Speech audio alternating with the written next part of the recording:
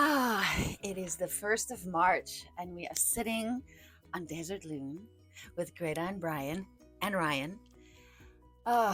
We have had the privilege to be on this boat, to experience and witness life on a boat here in the Caribbean amongst the U.S. and British Virgin Isles.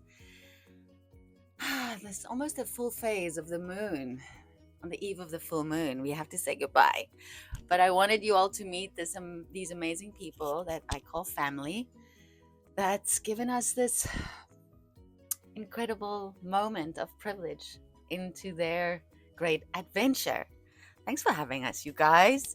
Good to have you. I like to presence these moments with some breath, so let's just all take a breath in together. Yeah, and acknowledge where you are. And where you are in the world when you watch this. For us, it's the 1st of March, 2026, calling all of ourselves home.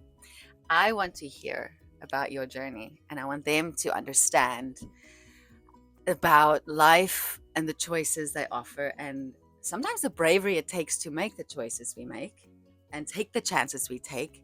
And that for me, that is when we practice artistry as humans. So for the creative return, we say being human is the art. So I want to start by asking you about the origin of this choice, right?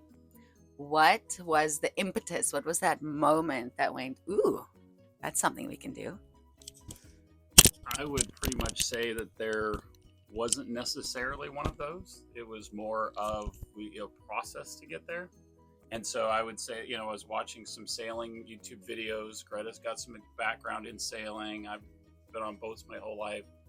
So it was really about watching this other, group of people just going out into the ocean, not having a lot of experience, and getting out there and doing something like that, getting away from land life and the regular rigmarole of life and everything like that. And so doing that, it's like, oh, that would be kind of something fun to do that we would both enjoy.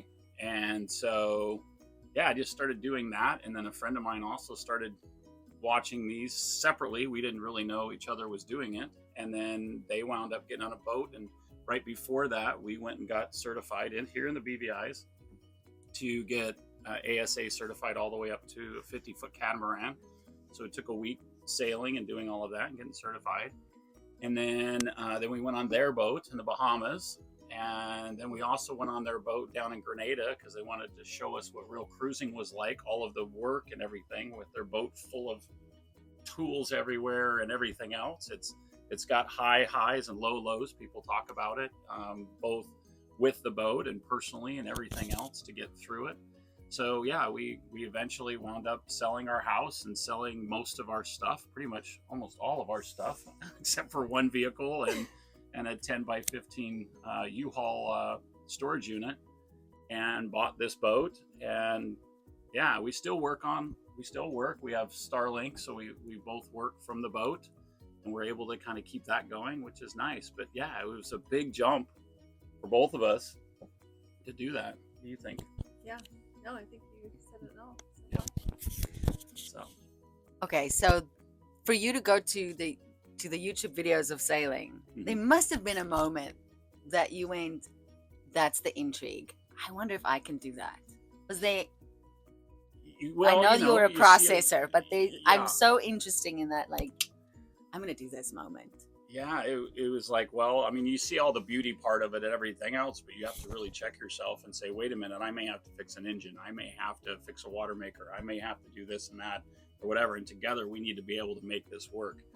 So it was a lot. And then it's realizing what you're not good at, what you are good at. Both of us independently have, pros and strengths in certain areas. And so that's what made it nice. Greta captains really, really well, which a lot of times that's not the case, that both people can actually captain the boat. So that took a little stress off too. So we kind of do reverse roles that we kind of see around here. The husband and wife are doing different roles. We actually switch it.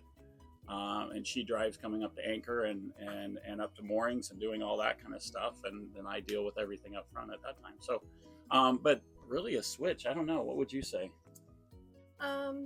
I think we were thinking about downsizing our house, and since we were going to sell it anyway, it kind of seemed like an opportune moment to kind of take this leap.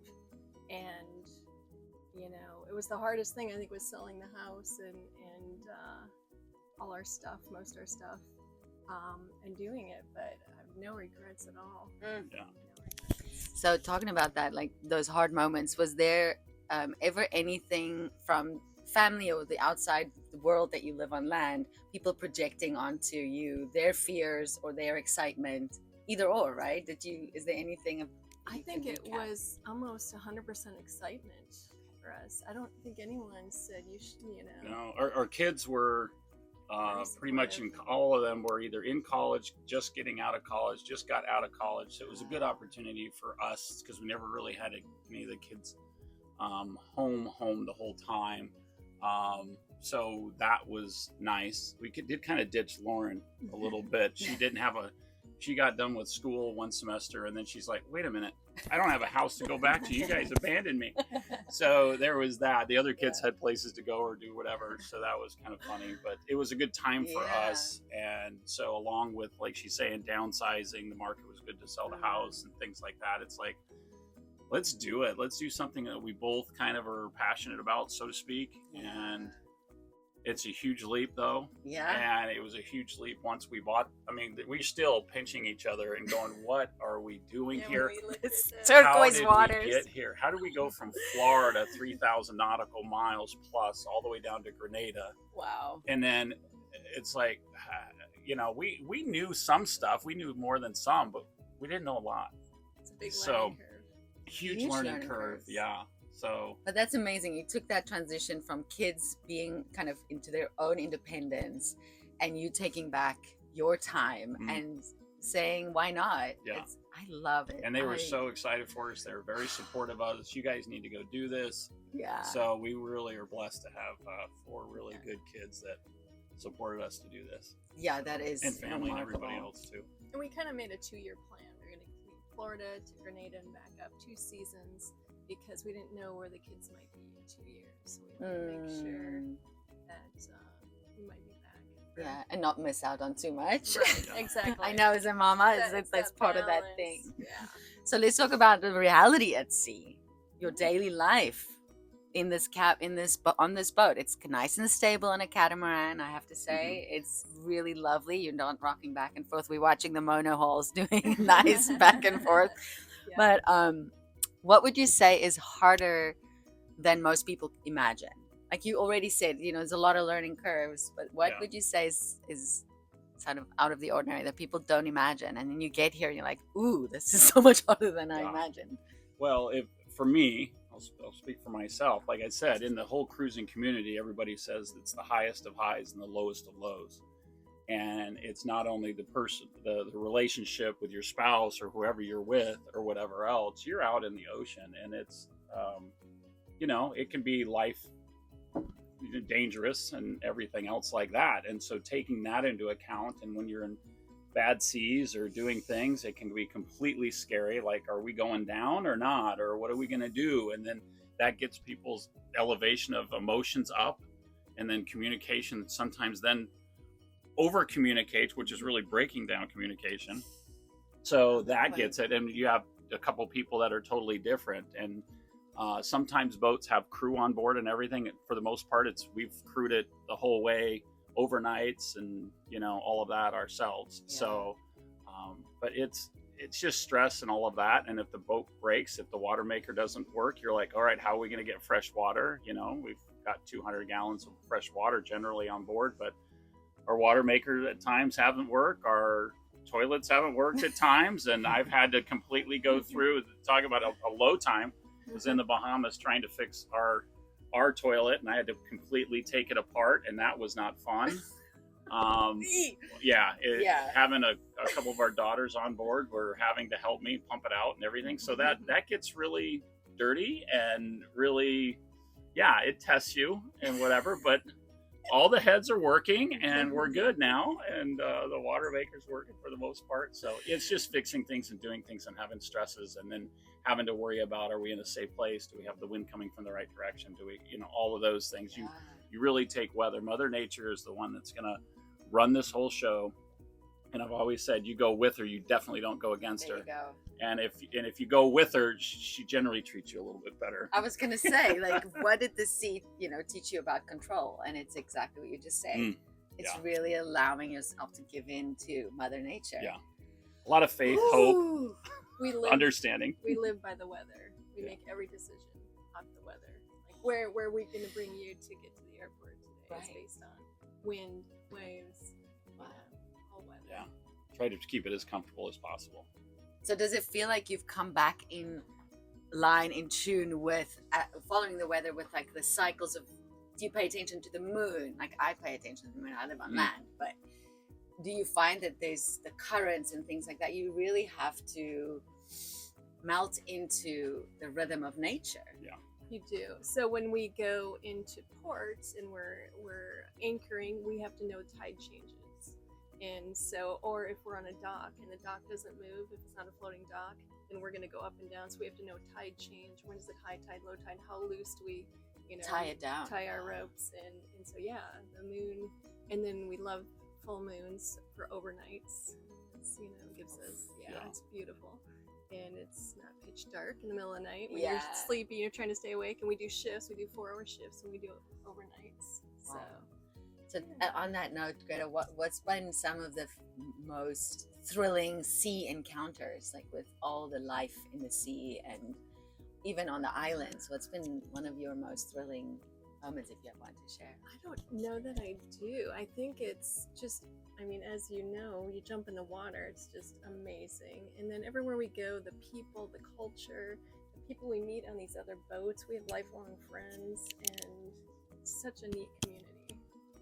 I never thought we'd be meeting all these people and they'd be helping us out. We'll help them out. If someone needs help, everyone's there for you. Right? It really brings forward the kindness that we have safety and community. Yes. And on the sea, when you are so tied to the water, never stops moving and changing with the weather and the winds, and like you lose things. And I don't know, like we have to hold on to each other as community. It's such a great metaphor, I think, for life in general. I love that. Yes.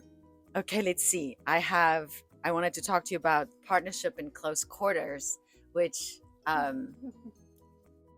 that's the biggest thing. That's the biggest thing. Oh, like what have you learned? Not to be overlooked. Yeah. So let me just say we have 3 bedrooms, 3 bathrooms, and there are 3 queens, and that's about it. A queen bed, and you can get in there and get on your bed. Not much else in those rooms, and tiny little bathrooms. And then we have a little kitchen, a little eating area, and this eating area. We spend most of our time out here. Yeah. So very tight, small quarters. Yes. What have you learned, Greta? What have I learned? I think I've learned patience, and this is probably the most time we've spent together. 100%. Where I can't run off and play pickleball, or Yeah, or I can't rush to the There's woods. no, for nowhere to escape. Yeah, unless we grab the dinghy and we go, I'm having some time on this island or something. Yeah. But it's we've learned a lot about ourselves and about each other. Our strengths and our weaknesses, and it's still a process. We're still trying to. Endless learning. Yes. 20 years later, we're still figuring it out, right? Ryan, what do you think? Could you live with me on a boat like this? Yeah, for sure. You say that now. I know. It'd be fun. We've talked about like a van thing for on land. Yeah. It definitely, I think, calls to us a little bit more, the land cruising. But to experience this, these islands, you really can't experience it unless you're on a boat, and to be able to go across and have this adventure on the sea. But there definitely, everything changes when you're on water. It does. The cost of things and different things work differently. So you may know how to fix certain things on land, but on water, it's a whole different deal. Even just where's the windows, they're all on the top side, because they got to keep the water, everything waterproof going down the sides. And but it is beautiful. It's amazing to witness the islands in this way and be able to tuck into little coves that no one else can really get to. And, sea adventure. We've just been snorkeling here in this Christmas Cove and swimming with sea turtles and spotted eagle rays and eels and nurse sharks and stingrays and squid and the fish you can't even name and so many starfish colors. and Oh my gosh. so, and that's just this one little spot here. For us, in just a week, it's been amazing. In a sea week, we've done adventures. such a sea safari. Incredible. It's when I look at the map and I look at how much we've seen and done. What? Can't wrap my head around it quite yet. I'm working on it. But we're constantly looking to, put ourselves in different scenarios and learn, and it would be interesting to do it with you. I know. In this intimate space. We become alive. Yeah. It is obviously, with the girls, once they're maybe graduated and out of the house, then we'll start considering all these different things for you and me to do together. Because that is also lovely. Your kids were able to just jump back in and out. This has been a landing spot, which is so thrilling to think about, that they can fly and come meet you and get a taste of what you're creating and opening up this world for them. And that is the idea. And even using this platform to just say, look what else is possible. We don't have to subscribe to a certain rhythm if it doesn't work.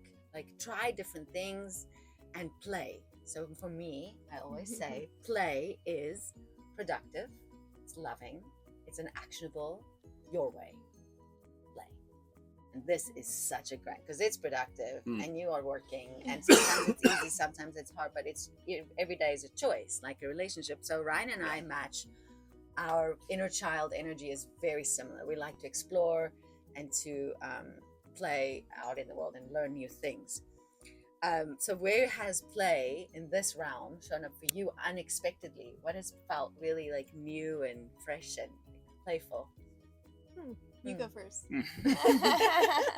New and playful. Well, I mean, it is nice tucking in, like Ryan said, tucking into a little cove and hanging out and waking up in the morning and grabbing your coffee and just going, I can't believe we're here. I mean, it brings us closer and everything there. And then, going out and getting into the water and all that, that's playful and understanding and exploring, and it's its own journey. So that part of it's really nice. Exploring all these new places together. Hey, going to Dominica or whatever, or St. Vincent. I mean, you hit a lot of countries, hit over 18 countries on just going down and then coming back. And then we hit a few coming back that we missed. So, every little culture community is different on all of these islands. There's similarities, but there's definitely differences. And so it's neat. We've been able to explore that stuff together. So that's pretty neat. Nice. Yeah. Yeah, and it's so much more fun to share it with someone, like the sugar, and just sharing all this with you guys, the sugar plantation and just all this. It's amazing. But I think playful, one thing I've really enjoyed, because I didn't really see it coming, is the community. So your first night you were here, we had another boat that we had met in Florida. Amazing. They happened to be here, and we had them over The first for boat that happy we hour. really got to know on the dock before we left Florida. So we was them. do a lot of happy hours where you go into a cove. Hey, remember us from last season in this island? Yeah, come on over for happy hour, and then you just hang out, and then you'll go do things together. Like, oh, hey, we're going to the next island on Tuesday. And it's like, oh, that's a great weather window. Let's go together. And you do You'll hikes get a little buddy together. boat for a few days. Yeah, it's buddy boating, and you pick people up, and then you get new people, and it's just such a neat community. And then you see them 6 months later. Like, hey, what are you doing? And you have the shared memories. Yes, I mean, it is. 100%. It's all about that. I love that. Okay, so And Mexican dominoes. Mexican dominoes. Yeah. We learned how to Yeah. play Mexican dominoes. It's really fun. It got me a little fired up last night. I have to say, I felt like a little fire gamer coming out. It's a really fun. Yeah, because you just bobbing along is a real soothing sensation when you're on this boat. You just do. It's like something rocking you. Mother is rocking you, soothing you all the time. Okay, so fear and the return from back to land, considering all that, what scared you the most over the past 2 years? What has been? Go first. So I think the scariest thing on a boat is our anchor dragging or a mooring buoy breaking and us floating off, and in the middle of the night we're sleeping, and that's scary. So bad weather can cause that. So that's always, you kind of sleep with one eye open when the weather's bad. Like, I hope our anchor holds. So that's a little stressful. And then you always worry about fires on a boat. But we have a lot of safety, backups. We can always jump in our dinghy. We've got a little guy we can throw in the water and it inflates. So a little inflatable, and all kinds of transmitters for safety. And you have a grab bag that you just grab and go if something happens. But yeah, you worry about taking on water and fire and Wow. anchor all the dragging. elements. And Oh I don't my know gosh. if you're gonna pan over, but there's a sailboat Yes. that's scuttled on that little island over Stay. there. I will And you pan don't for you so you can see it. you don't want to be that guy. No, it's a That's constant scary. reminder. Like, Yes. ooh, yikes. Yeah. I think he was in the hurricane. Oh yeah. The hurricane was 2018, 19. Was it 17, I think. 17? Oh, 2017. Yeah, we have Here, seen anyway. some wreckage here. Yes. Wow. Scared you. Fears, yeah. There, when we've had to move, when we didn't want to move with the weather, in the right perfect spot, we had to jump from St. Martin all the way down to Grenada, and it could have been just like a 2-3 day passage down there and everything if we just went straight, but we didn't want to do it with the weather and the waves. It's really about the wave conditions, the sea state being in a bad spot. You don't want to be beating up your boat and all of that, making it uncomfortable and everything else. So we made a run, 5-day trips, leaving it right when the sun comes up, and sometimes anchoring even after the sun went down, real close to that. And we did that for 5 days straight, and the seas were absolutely atrocious. It was 8-9 footers, which you normally would only want to go in 3. And so we had to go. We thought they were 5 to 6s. The weatherman was wrong. The apps were Always wrong. wrong. And we made it all that first day on 8 to 9 foot waves and up to 33 knots of wind on right at us for the most part, a little off to the side. So yeah, that was absolutely terrifying. What went through your mind? What were you thinking and feeling? Can you describe it? Try not to die. Hope the boat doesn't. Yeah, break I mean, into just hoping that we can make it, and Just praying hard. Yeah, I mean, there was times that Greta would peek her head out. She was working during this time, which I don't know how she was telling people about how their cholesterol is or whatever else. And I told her, I go, just stay in there, save yourself. Just stay in there and then whatever. And yeah, so those 5 days were absolutely horrible. And then you got the other days where we were in Turks and Caicos and we were going to the Dominican Republic. So it was a big overnighter. We left at 7 o'clock from a marina, went all the way down to the south end in the morning in Turks and Caicos, and the sun is setting and the sea went to glass and the full moon was coming up, and we're just cruising on like a lake, just glass, and we're like, oh my gosh, so the moon was going to help us, and that was nice to have that because it was a big body of water going all the way. So we went 7 in the morning, and at 6 at night when the sun went down, we're at the south end of Caicos, and then making this jaunt over to Dominican Republic, and we didn't get in till like, what was it, 10 or 12 o'clock is what it wound up being or whatever. And we saw whales. Saw some whales, yeah. Saw some whales beaching, which was awesome. So that was awesome. So like I said, you do have the highs and the lows. Wow, that sounds magical. Yeah. It's like I watch Life of Pi and those different Yeah. ebbs and flows that just those scenes. It sticks with you. That's amazing. Okay, so now that you've gone through all these conditions and all this change and risk, how has it changed your relationship to risk? Great segue. We've been able to get through it, and now we know what we can get through. We do know the Desert Loon will handle a heck of a lot more than we ever could possibly handle ourselves. Yeah. So you have faith in that. You have faith in her to get us from A to B and everything like that.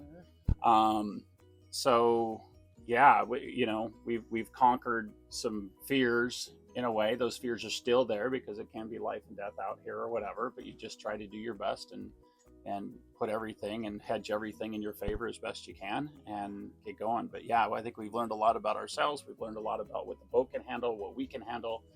And then at the end, we come out the other side stronger. So, yeah. Anything from you when it comes to risk and your feeling and yeah, how has it changed for you? How you view risk and Did I just turn that on? I pushed a button. no, you're right. Okay.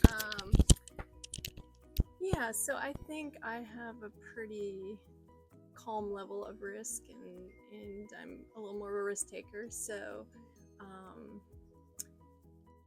yeah, I think this is just a great. I'm just glad I got Great Brian out here. Yay. And vice versa.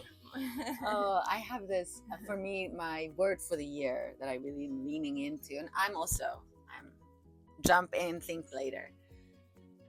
But even with that, I've chosen trust as my word for the year to really lean into trusting that little voice that says this way, that way, and just not second guessing and getting into the way. What would be how would you describe what trust feels like in your body?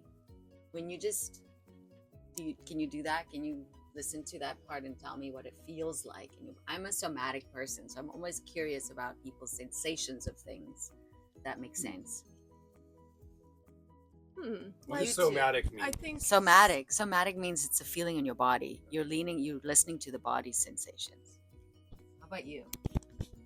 Well, they're thinking about this question. I'll jump in for you, Ryan. Okay, perfect. So I think it's just that calming, you feel calm, relaxed, you feel reassured, and you just enjoy. You can take it in, because you are in a calm state, and your body is calm, so I think you can take it in more and appreciate it more. Receptive. Yeah. How does trust feel in my body when I'm in line and in tune? Yeah, I think the relaxed. I guess I feel more when I'm not. Right, so I think most of the time I'm pretty much in tune. Right, so if I'm not, then I get tightness in my jaw, or I get a little bit of a headache, or I will sneeze. If I'm irritated, I just sneeze and I'm just like getting it out. And then usually it's when I'm not saying something that I really want to say. Yeah, I have big conversations. I just get irritated and I just start sneezing. So that's like my signs of when I'm not, right? So I think most of the time I am like this, right? Which is nice. Yeah. So it's kind of a contrasting thing. Thanks for sharing it that way. That's great. Well, I'll say it a little bit different. So I'm a man of faith. So I do have a lot of faith and hope and all of that. And you were gracious enough to do a little, we never really did a naming of the boat, a renaming ceremony or whatever. So we did a little of that and gave a little rum to Neptune and all of that. So no, I've got a lot of faith that we can get through it. I have a lot of faith in this boat to get us through. And a lot of faith in Neptune to bring us from A to B. And like I said, go with Mother Nature, don't go against her. So a lot of that, and then our own ability to trust each other, our own ability to trust what we're doing, and all of that kind of falls into that. And when it's outside of that run to Grenada, yeah, that was scary. It was stiffening. It was, the muscles would not cramp up, but tighten up, and you just go, wow, okay. But there's times you guys take a deep breath and you just got to let it go and just know that, hey, and there was times that during that time where I was completely scared, I just thought to myself, did some breathing, like you do a lot. And I just said, I got to let it go. And the big guy will take care of me upstairs and Neptune will take care of me on down below, so to speak. And I'm just going with this ocean. And I'm just so I just would sit there. It's on autopilot. I just hold on and go. So there's a lot of trust. Yes, let go and trust. I hear you. So it's ebbs and flows of that, right? It is. So, and that's the piece, like finding the trust when you are in that moment. Yeah. It's like, what is that thought? And I love how you say, I'm just going to trust now that they've got me. Yeah. These elements. Well, and also the how the people used to do it in the old days. I mean, Oh, there's so much I now don't know that how makes they it did it. easier. Right. So if you can believe that these old mariners used to just chart by the stars and the sun and kind of old maps that showed some of the currents or whatever. Handwritten. And now there's GPS and autopilots and it's like radar. And, so yeah. man, it gives you a lot of respect for the old mariners and how they used to have to do it. Right. Well, we went from Dominican Republic, Samaná to Puerto Real in the southwest side of Puerto Rico, and normally the Mona Passage is it's the thorny trail. They talk about how you get there, and when we left, we had completely nice state. Sea state was calm, everything was great. And then when we get out past the Hourglass Shoals, which takes us into the Mona Passage, this is at 1:00 in the morning. I start seeing on radar these two fronts coming like this, and I'm coming right in the middle of it. We're coming right in the middle of it, and I just see these. I'm like, maybe I can make it. Maybe we can get through there and make it. And I had a buddy boat of ours was a mile ahead of us, and I could see it starting to collapse onto them. And I'm like, man, if those two sails collide, that's going to be kind of atrocious. So we've had this wonderful trip so far. We're like, I can't believe we're going through the Mona, and it's going to be just flat water and all this and perfect and just motoring. And then I'm like, nope, 1:00 in the morning. By the way, that was not a full moon. It was dark as bejeebas out and everything. And literally we have no enclosure or anything on our helm station. So I just said, I just need a rain jacket. And she threw me a rain jacket up there. And then these two sails just collided. And for about a good hour or so, just got pummeled, took it on the chin and whatever. And then I was just looking at my buddy boat going, okay, they're almost out and I'm just a mile behind them. And so that was a little horrific or whatever. Yeah. There. Wow. Yeah. What an adventure, you guys. Yeah. Speaking of which, I'm going to go turn off the water speaking maker of alarm. Problems. Oh, is that what it is? There you go. We're having a little problem with our water maker, and so the alarm. We were making water, and now the alarm just went off. So now we got to figure out what's wrong with the water maker. Oh boy. So that's It works for a few hours. Yeah, it's been a luxury to have fresh water on the boat like Oh. this. Like it's been I think the incredible. water on here going through our salinization deal is better than at home sometimes. That's for sure. Wow. So, yeah. Okay, so we're gonna go back to land here at the end of the season, right? Yeah. How do you feel about that? I'm excited. Personally, I'm excited to get back. Okay. I'm a creative person and like to build things and all of that. And so I haven't been able to do it as much as I'd want to with my work and everything. So, and I take care of patients, stuff like that. So I want to kind of get back to that a little bit, but it's also a new beginning and a new opportunity. And we got to find a home. We Right. got to get a car too. We got to so so we've got back to to rebuild everything. Structured stuff. society from living in this space and community. You came on this boat as one kind of person, and you're leaving having had this full experience that doesn't leave one unchanged. Yeah. So, what changed in you guys the most that you're taking with you on land I've got this extra part of me that I now know that can really hold me or not. Yeah. What is it for you? For me, I hope that it's going to be patience, and I hope it's going to be understanding. I hope it's going to be all of those things. We come back from getting through what a lot of people don't do. I mean, only 10% of the boats that make it to Georgetown in the Bahamas go any further. And we're part of that 10%. And then there's another percentage that only makes it to the USVIs or the VVIs. Nobody goes and turns down and heads to Grenada. So we're in a small community of cruisers that have been able to do that. And so we'll take that confidence and everything into this new journey that we're going to be going on and everything. And, it's so overwhelming though to sell the boat, get it ready, sell it, do all that stuff because this is our home. Once again, yeah. You're Oh, picking and up- when's it for sale? If anyone's interested in trying the cruising lifestyle. Yeah, The Desert Loon. 2015 44-foot Helia. It's Yeah, for sale. it's Totally. ready to go. It's ready to go. This is kitted out. You must understand. This boat is beautifully kitted out, and it's a beautiful boat. Yeah. And Desert Loon is such a great name. It's Yeah. just such a good combination of Minnesota and Arizona, and Yeah. Oh, so beautiful. How about you? What are you taking with you on that, Greta? So I think what I've taken from this journey, I think as parents, you kind of get caught up in your kids and your kids' stuff and getting them to all their activities and raising them. And now that they've all left, I think this kind of helped us break out of that mold. And so I hope we become, more travelers, or, have more, we think more about more movement. I think we've done a good job with the kids. I think, yeah. and they're wonderful young adults, and they've surprised us and made us proud, and pretty cool. You guys are amazing parents. We take a lot of notes. Okay, is there anything that you can share with everyone listening? What would you say to them about just their dreams? If you've thought and their about own something, do it. Life's too short, and that's a true thing. And just get out there and try it. We never thought we were going to ever do this. This was never on our radar. It was something that just kind of came up, just like that turtle.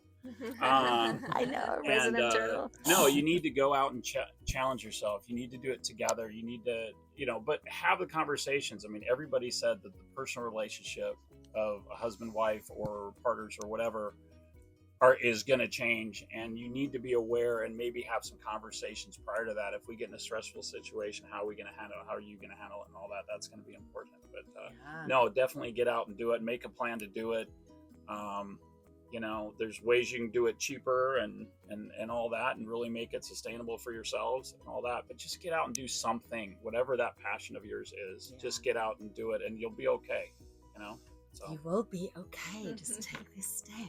Yeah. What would you say, Greta? Yeah, so we were kind of thinking, when we started to think about buying a boat, we thought, well, maybe we'll do it when we retire. Or we'll just rent. We'll just go around to places and rent a boat. That's how this started. Then, back starts hurting, and then it's like, gosh, what if we're not able to, And so that's why we decided, let's just do it now. Yeah. Right? YOLO. Yeah, let's try to enjoy it when we're a little bit younger and can do a lot of these things. And you can really take it in, like you say, when your nervous system is in a way, and you can just, the time is now, people.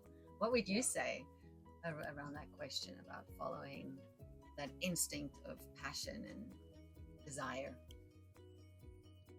Well, we've moved across the world a couple times and done this kind of thing where we sold everything. And I mean, what are we here for on this planet, right? We're such a little tiny speck of this whole ecosystem on the earth. And it's amazing to be a human during this time and be part of all this. For me, whenever you can get a little bit closer to nature, and this is just a different way to do it on the water, and so you do feel like more of a foreigner. But then when you're living on it like this, you start to figure it out a little bit and start to make it feel comfortable. And it's even just in a week, I can get on the dinghy was so much easier than when I first did. And It's the little waves challenges. popping up and down, and just snorkeling and diving down and just feeling so much more comfortable in the ocean. So I can't imagine after a year and a half, right? I mean, it becomes an environment that is still unpredictable, but also more comfortable for you guys, which is amazing. And so life, you never know. It's just, so that's about living in the moment, because then if you do that, you soak it up, and you just don't know where it leads. It's hard to make plans in this world because things change all the time, and the only constant is change, right? So it's kind of fun to go along and make these decisions that you didn't think you were going to make, and do things that are different from what maybe other people would have thought, or these kind of similar tracks that a lot of people take to go off and do something different and challenge yourself. I think that's how you grow, and that's how you slow down time. Whenever you're having new experiences that you've never done before, you get new synapses in your brain. And then this week has felt like a month at least, right? Because it's all new things every day. And so that's how you slow down time. If you get stuck in a rut and you're doing the same thing day after day, all of a sudden a year goes by and you didn't even realize it. So being able to do these new experiences and new adventures, it's always worth it. Thanks for sharing that, Rye. I'm so happy to be with you. So happy to be with all of you. This has been one of the richest experiences. And I am so, I love to honor the elements and this element of water that has held us so graciously, this Atlantic, Caribbean waters. It's not something that's easy to describe, but it's endless turquoise and blues. But being in the water is a sensation that gives me wings. It's really, it holds you and yet makes you feel super free. And then the wind that we, not really sailed with, but you felt it. We've kind of cheated. We've kind of motored around for the most part. Next time. Yeah. But you feel the wind. Yeah. I mean, I dance with the wind here. It's so incredible. And then walking the islands here. And these islands are filled with so much memory and have so much history on them. But we feel like when I walked now amongst the ruins of the plantations, it's like the islands have started to take back. And they've taken themselves back. And so just the small creatures like a gecko or a lizard and the birds and the spiders, I'm in love with nature in that way, and the little things. And then, talking about fire and the engines that gets us going, and kind of also being a little bit afraid because you are on a small boat that can. So there's this awareness of all the elements and how we play with it. And I just like to honor that. And if there's anything else we want to share to close this conversation and these 10 days of pure bliss, and thank you for sharing it with us. Is there anything else before I close the conversation? I'd just like to say, being able to share this with you guys is just amazing. Yeah, no, sharing it with people you love and you care for has been the greatest of it. So, and for watching Quinn see an eagle ray jump out of the water and go down, to see, the 4-year-old in her come out and her eyeballs and her this, and like, did you guys see that? Oh my God, it was a spiritual awakening for her. Yes. So because it was for her, it was for me. I'm like, I am so excited how excited you are. I mean, I was excited to see it, but not as excited to see the look on your face when you were like a little kitty on the sugar scoop. Seeing it was wonderful. Oh my gosh, it was. So no, it's been a blessing to have you guys here. Thank you for taking the time out of your lives to come here and share it with us and create these memories and everything. That has been amazing. So thank you for that. Yeah, I mean, to be able to have this dedicated time together with you guys, right, and see and be part of your life, and to witness this part of and to be able to get to know you better in this environment, so that we'll have times to talk about, and we'll get to know, be able to share in a lot of your memories in a different way, being able to experience it with you, and just all the quiet time to have fun conversations. Brian and I are reminiscing on so much stuff growing up as stepbrothers, and the merging of families and the dynamics. And it's just, to go from strangers to real brothers, and then get to know you, Greta. Yeah, no, absolutely. Yeah, it's been incredible. Super special. And get to swim with an eagle ray in between. Yeah, we didn't just see him dive. We've been swimming and with these turtles. Such masters in this, I don't know, it feels like endless transmissions of the wisdom that's available. And as humans, I feel like we're such babies. We have so much to learn.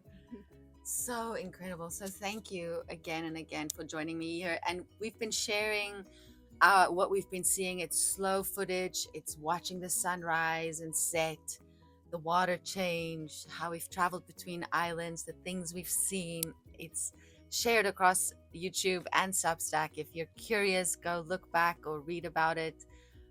It's been such a pleasure to share this journey with everyone that is curious about human life in all its different ways. And so we send you off with so much love and light. Notice where you are. Be present in this gorgeous moment, no matter what it is, because it passes. My grandma said, Nothing lasts forever.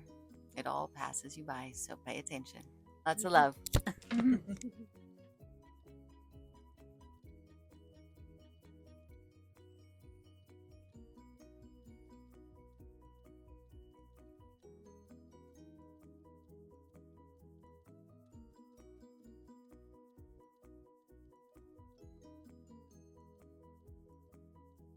Bye, Loon. We'll take one right I now. have a lot of pictures. Bye, Loon. That was amazing. Thank you, thank you, thank Get in and get low, you. okay?